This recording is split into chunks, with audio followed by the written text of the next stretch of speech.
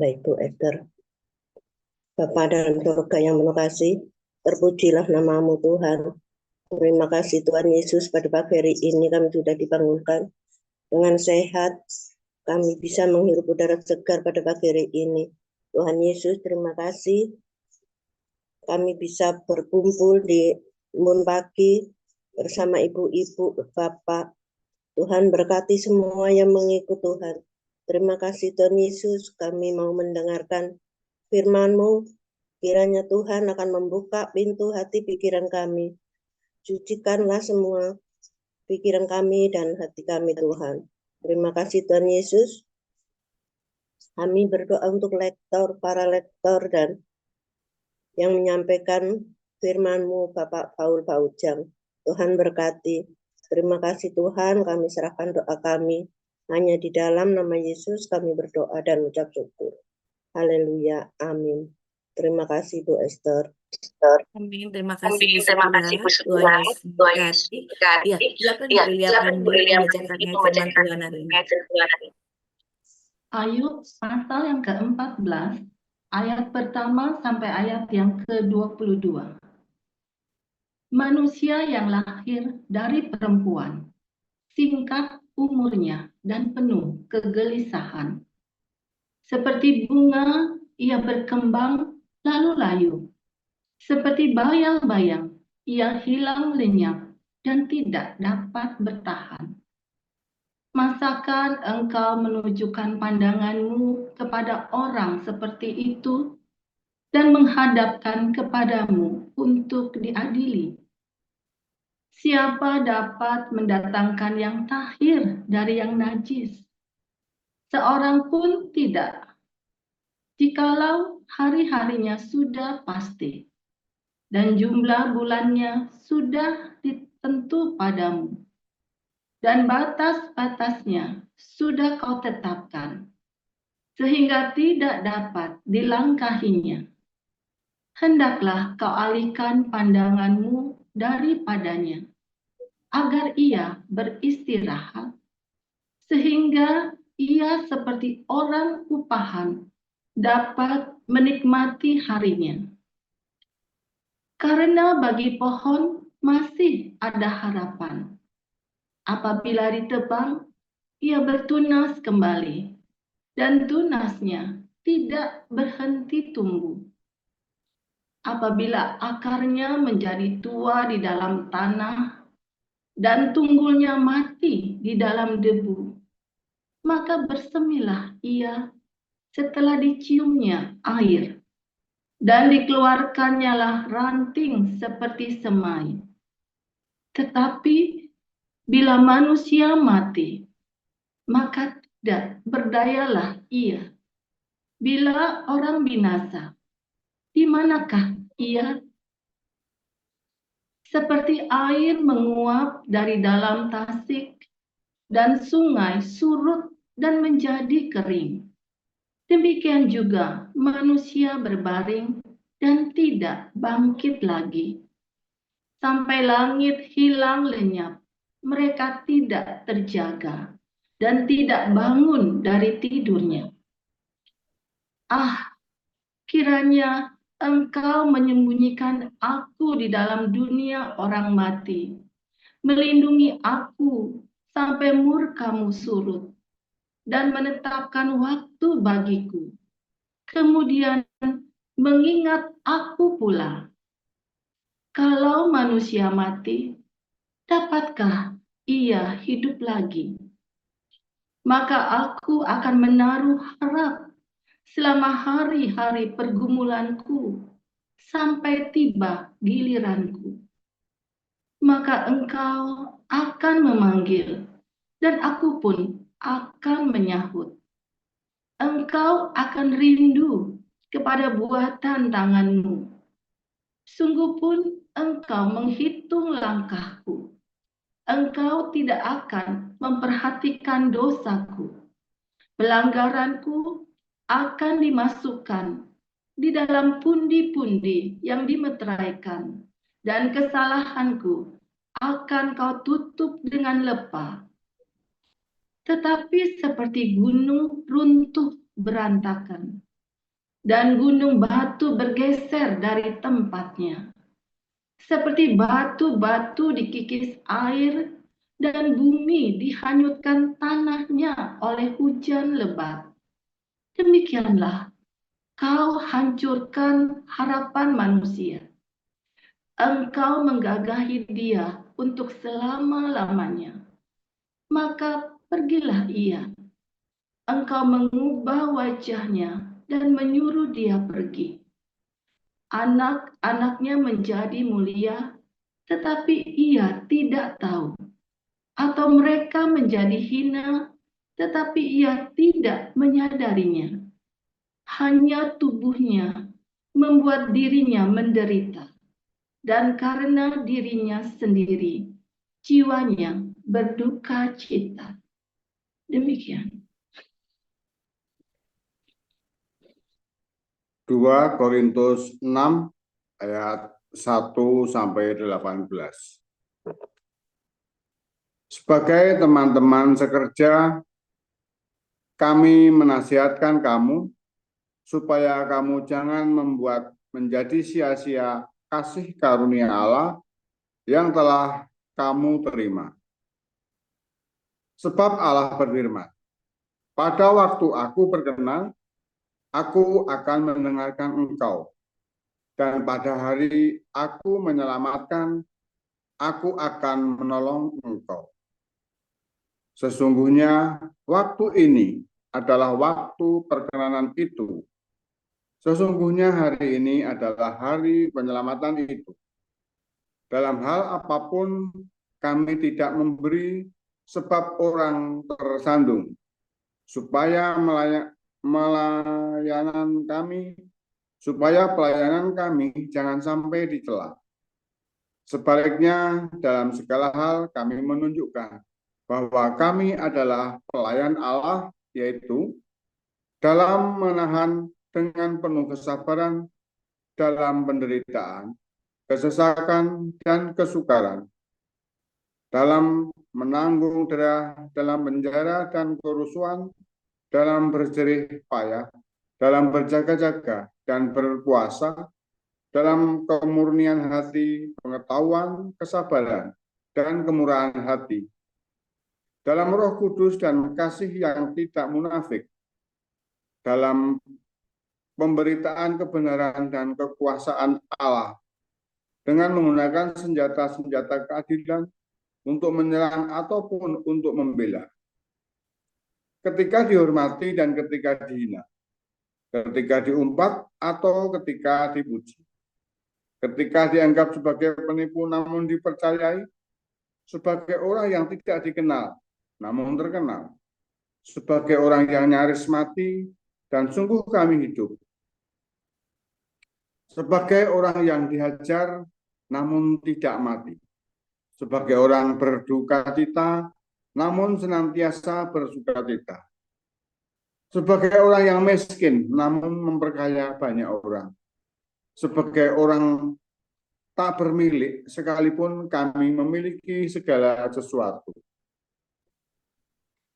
Hai orang Korintus, kami telah berbicara terus terang kepada kamu. Hati kami terbuka lebar-lebar bagi kamu.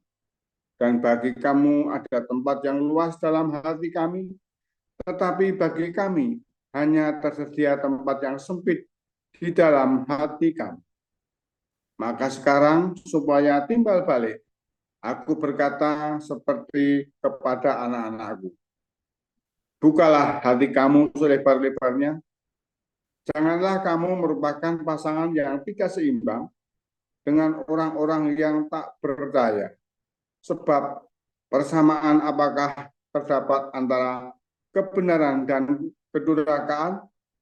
Atau bagaimanakah terang dapat bersatu dengan gelap? Persamaan apakah yang terdapat antara Kristus dan Belial?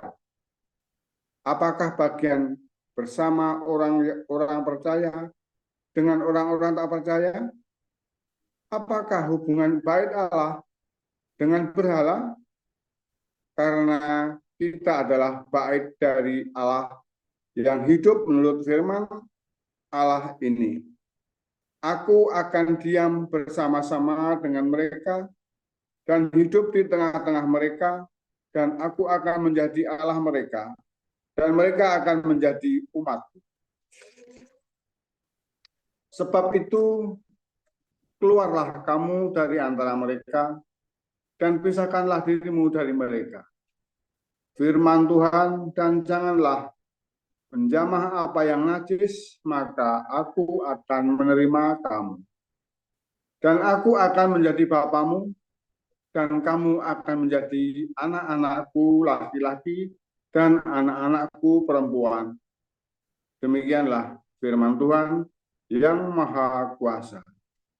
Demikian firman Tuhan. Terima kasih Bu Elia Esther. Iya, terima kasih kepada lektor kita hari ini yang sudah membantu bacaan Alkitab hari ini, yaitu ada Bu Elia Pandi dan juga Pak Murji. Terima kasih, Tuhan Yesus memberkati. Juga Bu Rosna Baban yang sudah men-share ayat Alkitab. Terima kasih ya, Tuhan Yesus memberkati. Ya Bapak Ibu, tiba saatnya kita akan mempersiapkan hati dan pikiran kita untuk mendengarkan firman Tuhan yang hari ini akan disampaikan oleh gembala kita, Pastor Joseph Paul Zhang, dengan judul Padang Gurun Kematian. Pada Pastor, dipersilakan Pastor.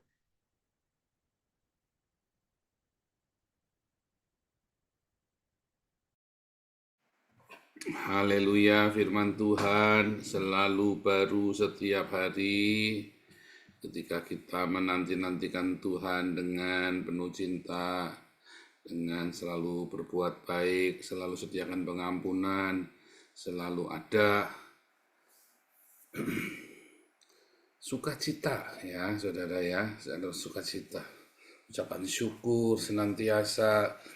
Saudara, di padang gurun itu berasa ringan ya. Saudara, ketika kita di padang gurun itu kadang-kadang kelewat, ada yang ya, ada padang gurun yang kelewat. Mengapa padang gurun bisa kelewat berat, saudara?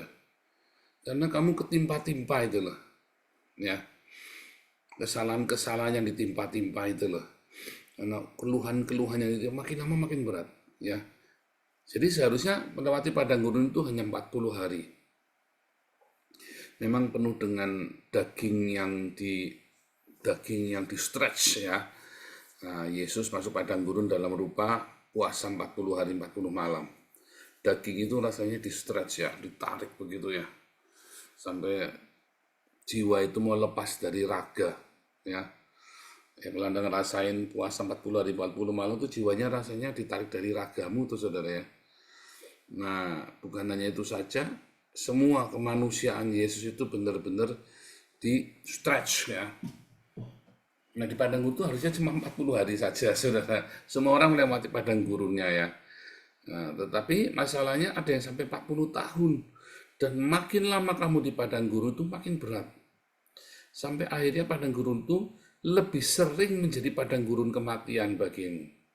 Ya, papi saya contohnya kan, mengalami padang gurun kematian. Dia mati di padang gurun, orang-orang Israel mati di padang gurun. Ya kan? Artinya mati di dalam penderitaannya yang tidak seharusnya, ya. Ya karena kesombongannya, karena keangkuhan hidupnya, ya kan? Orang-orang yang angkuh, orang-orang yang sombong itu biasanya nggak akan bisa melewati padang gurun, saudara. Nggak tahan. Karena di padang gurun itu memang untuk menghancurkan semua kesombonganmu, keangkuhan hidupmu. Ya. Kalau Anda nanya sama saya, apa yang saya banggakan dalam hidup ini udah nggak ada, saudara. Saya bangga apa? Udah nggak ada. Udah nggak ada lagi ya. Nama baik pun sudah nggak punya, ya saudara ya. Jadi nggak ada lagi yang bisa dibanggakan dalam hidup saya. Dan itulah padang gurun, ya. Di mana semua kebanggaanmu itu dihancurkan. Ya saudara ya. Mengerikan ya saudara ya. Di padang gurun itu semua semua harga dirimu, semua yang baik-baik dari hidup yang kamu banggakan itu loh. Mungkin karirmu, bisa hancur sudah di padang gurun. Apalagi nama baikmu, apalagi kepintaranmu, ya, keperkasaanmu, ketampanan, kecantikanmu, kemudaanmu, kamu yang cool, yang kalem, mungkin kamu banggakan apa-apa sebut sama saya yang kamu banggakan, hancur di padang gurun. Dan itu membuat kita menjadi makin berat.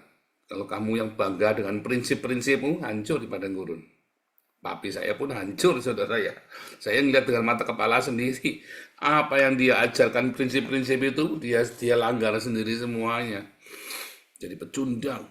Sehingga dia berkata, papi nggak mau usianya lebih dari 50 tahun. Meninggalnya umur 52 ya. Saya umurnya 50 ya. Tahun ini berarti Bapak 51 ya. 2025 ini saya 51 berarti. Papi saya meninggal umur 52.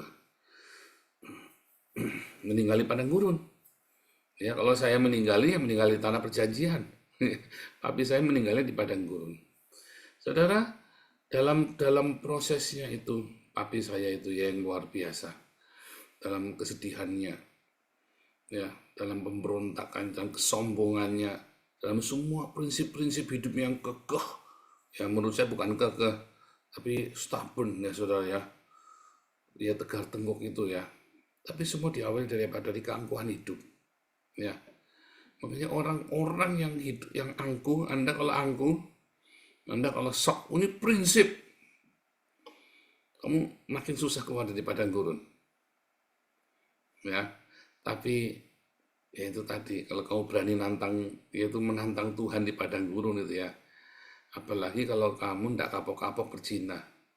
Waduh, saudara, di padang gurun itu kan, itu tadi ya, semua kedaginganmu ya, perzinahanmu, keangkuhan hidupmu, kesombonganmu, pemberontakanmu, niat jahatmu, ya kan?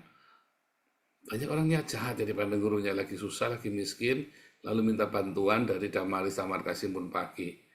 Lalu dia punya uang lebih, saudara ya. Dia punya uang lebih. Kelebihannya buat apa, saudara? Tadinya kan kurang. Lalu dengan adanya bantuan beasiswa, bantuan sembako, dia kan udah ringan kan. Nah, jadi dia cuma dengan cari uang, bahkan buat makan sudah dikasih sembakonya. Dan dia tetap cari uang. Kelebihannya buat apa, saudara, akhirnya? Kelebihannya akhirnya buat pergi ke pelacuran. Ngeri ya, saudara ya. Gila ya, ada duit lebih. Biasanya dia duitnya nggak pernah lebih, kali itu lebih. Duit segitu aja berlibat ke pelacuran. Dan dia dihitung sama dia. Ya, buat selingkuh, buat bayari pacaran selingkuhannya. Bisa ya, bisa saudara ya. Itu ada guru-guru yang gajinya naik, terus pada pegatan ya saudara, pada pacaran lagi ya. Guru-guru yang dirapel gajinya pada naik. Gila kan? Pikirannya sudah jahat, padahal dinaikkan kesejahteraannya supaya keluarganya baik. Tapi dinaikkan kesejahteraannya bukannya keluarganya baik, malah buat kawin lagi. Iya kan?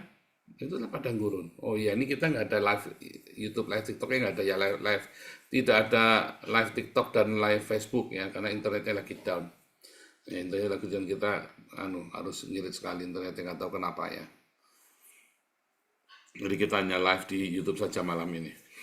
Nah, saudara, di padang gurun itu, Anda, ketika kamu tidak mau takluk kepada Tuhan, kalau kamu tidak mau memeluk Tuhan dengan kencang, ya kamu akan mati di padang gurun. Padang gurun itu menjadi kematianmu. Ya, lama, saudara ya, karena kamu manja, selfish. Kamu mengasihani dagingmu. Sehingga daging itu kalau dikasihani itu nggak tambah benar, saudara ya. Daging itu begitu kamu kasihan dengan dagingmu itu akan memangsamu loh, memangsa jiwamu, saudara. Sehingga kamu menjadi makin lemah. Di padang gurun itu kamu jadi makin lemah. Karena dagingmu itu loh. Dan kamu makin nggak berdaya, makin nggak bisa lepas. Ya, Amalek, ya, Midian, Moab, Amon, suku-suku padang gurun, itulah kedaginganmu, saudara, yang mencengkeramu, dan kamu tidak berseru kepada Tuhan, melainkan kamu deal dengan kedaginganmu, seperti orang Israel ya, sama perempuan-perempuan Moab, deal mereka, ya kan, dengan perempuan Moab ini kan, menyembah Baal Peor kan. Kalau kamu di padang gurun, kamu deal dengan selfishmu, dengan semua daginganmu kamu deal. Kamu ngelus-ngelus dagingmu, saudara, ya, korengan, eman-eman jangan diobati. Diobati kan sakit, apalagi kalau sampai dibelah. Oh, jangan. Nah, di eman-eman ya, korengnya itu ya. Itu kan sama seperti itu koreng di eman-eman. Ya, saya sering cerita sama Anda ya. Kalau saya dulu saat di Palembang dulu, saya sering sariawan. Saya tahu kan ada obat sariawan. Sebetulnya bukan obat sariawan, ya, tapi itu obat sipilis, obat sipilis namanya Apotil, ya, saudara ya. Apotil itu diteteskan di bagian kelaminmu yang sipilis itu loh. Nah, tapi kalau kamu sariawan, sama, itu antibiotik yang hebat sekali ya. Kalau kamu sariawan, ya, kamu pakai kapas dititosin ya. Sekarang ada Apotil obat sariawan, sekarang ada. Dulu enggak ada, saudara. Zaman tahun 2000 itu enggak ada. Sekarang ada Apotil yang obat sariawan. Dulu enggak ada. Itu caranya ya, saya diajari. Sariawan ini sembuh nih, sariawan lagi sembuh, sariawan lagi. Ya, karena udah panas ya minta ampun di Palembang. Tiap hari kita makan cukanya pempek itu ya. Tiap hari kita kemana-mana makannya pempek. Dan saya nggak tahan ya. Jadi selalu sariawan ya. Waduh, menderita sekali tuh. Nah, diajarin pakai Apotil. Nah, saudara, Apotil itu kalau ditetes pakai lakban ya, pakai itu cotton bud itu ya, cotton bud itu ditaruh tek. Waduh, sakit itu sampai di kuping, sampai rasanya kuping itu keluar asapnya tuh, saudara ya. Padahal cuma nyeri aja kan. Tetapi saya tak banyakin tuh, terus tak tutulin semua yang sariawan sebelah mana tak tempelin. Besok sembuh, pasti besok sembuh, saudara. Kalau dia Apotil, jadi udah terus nggak pernah sariawan lagi, karena kita udah ngerti ya, panas dalam makan jeruk terus yang banyak, makan jeruk, makan buah terus tiap hari ya, saudara ya. Sehingga kita makin kuat ya waktu di Palembang itu ya. Saudara, kalau punya luka, kamu eman-eman. Dulunya tuh eman, aduh, saya kalau mau pakai Apotil tuh stres dulu, saudara ya. Tapi terus sariawannya tambah banyak, tambah rembel kan, dan tambah sakit kan, saudara. Kita makan menderita, apalagi di Palembang makanya setiap hari juga makannya pedas-pedas. Ikan patin pedas, mau makan rendang, semua pedas, saudara. Cukanya pempek pedas, wah sengsara itu, saudara. Makan apa aja di Palembang pedas. Jadinya tambah sengsara. Ya jadi jangan dieman-eman daging itu. Ya, sariawannya udah langsung tak. Sama saja sengsaranya, makan sedikit kesenggol itu sama saja sakitnya, saudara. Sakitnya sama saja. Ya kan? Akhirnya saya kasih Apotil aja sekalian. Ya. Kasih banyakan dikit, langsung tak tempel. Sakit sekali, saudara ya. Itu caranya, saya sembuh besok. Udah habis kena Apotil langsung kering kan. Langsung enak kan, lemes kan. Saya makan apa saja. Nah itu ya, saudara ya. Di padang gurun itu kalau kamu, aduh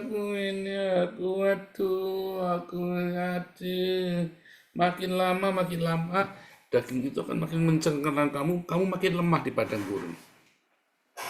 Ya, makin lemah. Aduh, dulu ayahku itu dulu jahat.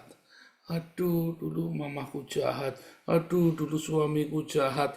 Aduh, dulu istriku jahat. Aduh, ini aduh di padang gurun kamu ngeluh terus nggak berhenti. Akhirnya di padang gurun itu dagingmu makin kuat. Dagingmu makin kuat bukan kamu ngamukan, bukan. Kamu makin nggak berdaya. Akhirnya kamu nggak bisa jalan di padang gurun lagi. Kakimu lecet semua. Nggak kuat. Kepalamu panas semua, sudah nggak tahan. Aku mau mati saja, ya kan? Aku mau mati saja. Akhirnya kamu hanya bisa teriak begitu, saudara. Aku mau mati saja. Dan akhirnya kamu benar-benar mati di padang gurun. Nah, itu adalah padang gurun kematian. Ya, padang gurun jadi kematian dan banyak yang gagal. Banyak yang gagal, saudara ya. Berapa banyak ya? Banyak.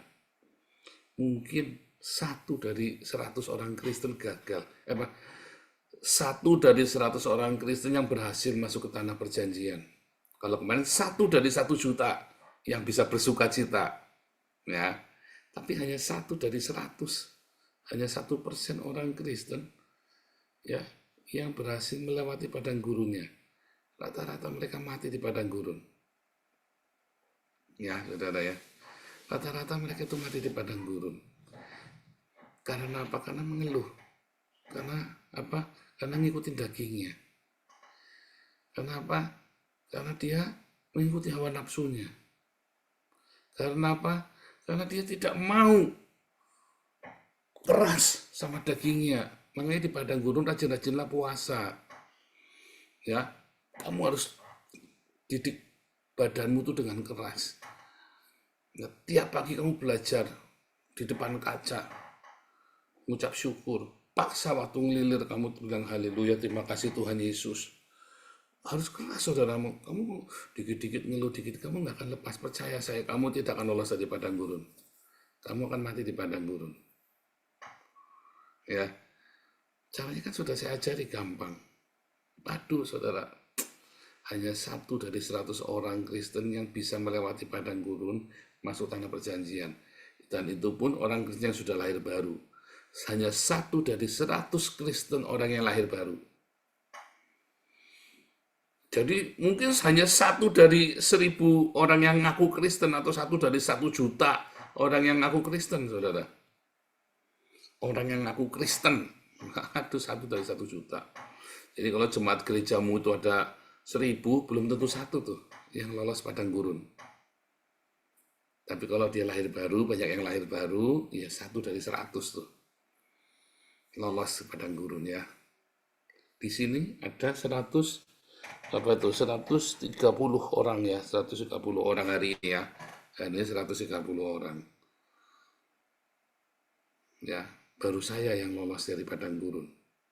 Yang lain bagaimana ya, saya nggak tahu, cuman Anda yang tahu.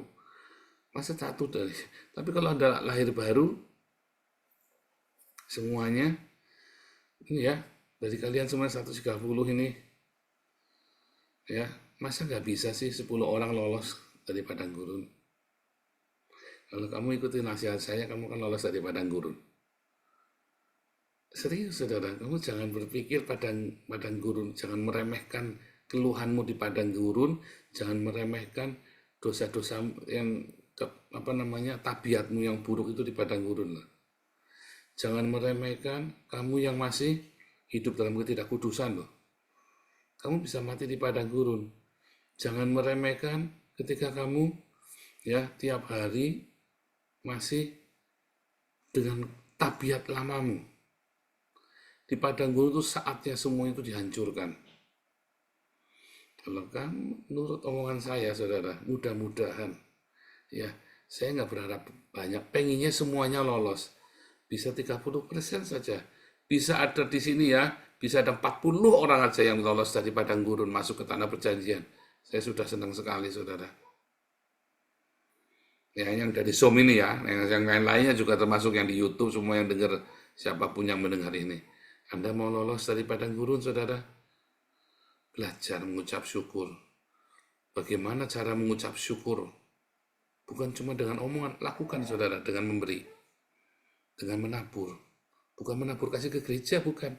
Menabur buat orang miskin. Buat ngasih uang, bukan. Kasih makan. Diakonia itu, ya. Diakonia, tapi dengan ucapan syukur, bukan sambil marah-marah. Bukan sambil ngeluh. Ada orang ngasih diakonia, masa orang begini saja udah dikasih makan. Begini, kamu mau ngasih makan orang sambil ngomel-ngomel. Jangan, ya. Dengan ucapan syukur. Berapa kali saya ngajari orang, saya ngeliat ini orang kasihan amat. Karena kamu sombong. Karena kamu diomongin, kamu malah ngamuk, galak, ya kan, kayak dikasih tahu malah ngamuk. Ya kamu dalam hati saya kasihan amat kamu. Ya saya sih nggak akan, saya diem, ngapain juga. Saudara bukan apa bukan, saya kasih nasihat, bukannya diterima, malah saya diomelin balik sama dia. Udah biarin aja saudara. Kamu siapa? Bukan apa-apanya saya. Saya juga tidak kewajiban nolong kamu kan. Tapi kalau saya memberi nasihat kepada Anda untuk belajar mengucap syukur, saya ngelewatin untuk kamu belajar ya jaga hidup dan kekudusan, rendah hati di padang gurun ketika dibentuk, dah bilang selain kau tiada yang lain. Ada padaku di surga, selain kau tiada yang lain. Yang ku ingini di bumi, yang ku ingini di bumi, sekalipun hatiku dan batinku habis lenyap, gunung batuku dan bagianku, tetaplah Yesus selama-lamanya. Kamu hanya pengen Yesus. Kamu tidak pengen utangmu dibayar, kamu tidak kepengen sakitmu sembuh, kamu tidak kepengen istrimu kembali, kamu tidak pengen suamimu kembali, kamu hanya kepengen Yesus. Kalau dalam pikiranmu yang kamu inginkan hanya Yesus, yang lain itu akan jadi bonus bagimu di padang gurun. Ketika kamu berkata kehendakmu yang jadi Tuhan, terus dalam doamu, dalam ambisimu, dalam perjuanganmu, kamu bilang, ya kehendakmu yang jadi ya Tuhan. Tiba-tiba kamu nyampe sudah ke tanah perjanjian. Terus dilatih tiap hari. Yang saya ngomong ini udah langsung praktekkan aja. Ya, nggak usah kamu tafsir lagi. Yang saya ajarin ke kamu tiap hari itu langsung lakukan saja. Langsung lakukan saja. Tiba-tiba kamu nyampe dan saya akan bersuka cita ketika kamu juga tiba di padang gurun. Ketika kamu sekarang di padang gurun dan tiba masuk tanah perjanjian.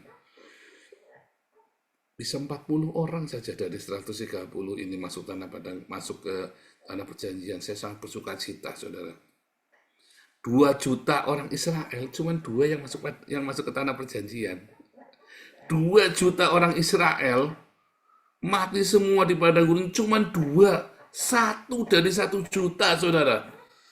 Yang bisa masuk ke tanah perjanjian hanya Kaleb dan Yosua. Dari 2 juta orang Israel mati semua di padang gurun, cuma 2, saudara. Kamu tahu, Musa aja nggak bisa masuk. Ya, jadi saya ngomong itu nggak main-main. Itu persentasenya itu sudah ada di Alkitab, saudara ya. Persentasenya dari Alkitab. Sebenarnya mudah sekali kan? Tapi kan karena terlalu mudah kamu ngeremehin kan? Coba deh kamu lakukan. Dengan kasih karunia Tuhan, aku yakin ya, semua bisa masuk ke tanah perjanjian. Bukan untung-untungan. Kamu lakukan aja yang saya ngomong. Mengucap syukur tiap hari. Tetap rendah hati. Belajar diakonia. Supaya ada rema. Ada plus bonus sukacita di padang gurun. Coba lakukan, supaya padang gurun itu jangan menjadi padang gurun kematian. Walaupun kamu miskin, tapi kamu bisa memperkaya banyak orang. Dengan apa ya diakonia itu? Diakonia itu yang namanya walaupun aku miskin, tapi memperkaya banyak orang. Itulah yang namanya yang Paulus bilang, biar miskin, namun memperkaya banyak orang. Itulah yang membuat hatimu bisa hidup, bisa bersuka cita di padang gurun. Ketika kau punya rema yang diakibatkan dari cintamu yang menggelora kepada Tuhan. Ya, maka kamu bisa bersuka cita di padang gurun. Nah, terakhir. Nasihat yang terakhir, saudara, supaya kamu jangan mati di padang gurun. Supaya kamu jangan mati di padang gurun. Saudara, belajar untuk punya selalu charity, ada kemurahan hati dalam hatimu. Karena ketika kamu lagi susah, kamu nolong orang. Bukan nolong sembarangan orang ditolong, bukan ya. Makanya batasannya apa? Diakonia. Ngasih makan orang. Waktu kamu lagi susah, kamu ngasih makan orang, saudara. Di padang gurun. Kasih orang yang susah. Kamu masak buat orang yang lebih susah dari kamu. Nah, disitulah ya kamu akan hidup. Kamu akan melihat ada banyak orang sebenarnya yang lebih susah dari kamu hidupnya. Yang kamu berbagi dengan dia. Tanpa kamu harus terlibat secara emosi dengan orang ini. Artinya jangan sampai naif ya. Sampai kamu diakalin uang yang buat anak kamu malah kamu kasih ke orang itu lagi. Jangan ya. Banyak orang naif ya. Bukan naif. Kasih makan, bukan kasih uang. Jangan biarkan dia tinggal di rumahmu. Ya, kasih jalan. Oh, ini ada tempat sana ditunjukkan, ada kos, ada apa. Tapi jangan tinggal di rumahmu ya. Zamannya sudah berbeda. Jangan naif, kasih makan, makanya kasih makan saja. Dengan kamu memberi makan orang-orang, ya, kamu tiap hari kamu akan melihat bahwa seharusnya kamu mengucap syukur dan bersuka cita karena ada banyak orang yang lebih miskin dari kamu dan kamu mendapat kasih karunia lebih baik hidupnya. Makanya dengan memberi makan itu, berdiakonia itu sangat penting di padang gurun itu. Dalam masa-masa padang gurun dulu saya selalu sediain susu kotak, permen coklat, ya. Begitu kita ada di perempatan, orang anak-anak rubut gitu ya, minta-minta, saya nggak pernah kasih uang, nggak mau saya kasih uang, saya kasih susu coklat. Berapa orang? 10, nih 10 langsung siap-siapin, udah rapi semua ya. Ada saya kasih beras, kasih apa malam-malam ya, kalau misalnya jam 1 pagi saya nggak bisa tidur, saya keluar naik mobil, saya bawa tuh berasnya ada 20, saya bangunin tuh gelandangan-gelandangan yang tidur di sepanjang trotoar itu ya, saya berhenti, tak bangunin, ini ada makanan, ada beras, ya ada kadang-kadang saya kasih makanan yang sudah siap gitu ya, bangunin nasi ayam atau nasi apa, nasi yang ini ya sudah ya, kita bangunin malam-malam itu ya. Di padang gurun itu, apakah terus saya tambahkan? Enggak. Tidak, saudara. Tidak menjadi baik karena kamu harus tuntaskan padang gurun itu. Kamu harus tuntaskan padang gurun itu. Tetapi akan ada di situ, kamu akan ada sukacita. Akan ada seperti beban yang lebih ringan dengan kamu berdiakonia senantiasa. Ya. Jadi 3 hal. Ya, di padang gurun, jangan kasihan dengan dagingmu, ya, jangan kasihan dengan dagingmu. 3 hal. Yang kedua, saudara, kamu harus rendah hati, rubah tabiatmu, saudara, dengan kerendahan hati. Jangan bangga dengan apapun, kamu hanya pengen Yesus. Yang ketiga, kamu diakonia, supaya kamu jangan mati di padang gurun. Coba dia lakukan. Ya, lakukan. Karena sebenarnya padang gurun itu hanya 40 hari saja. Ya nggak tahan kan memang tekanannya ya, saudara ya. Tuhan Yesus memberkati.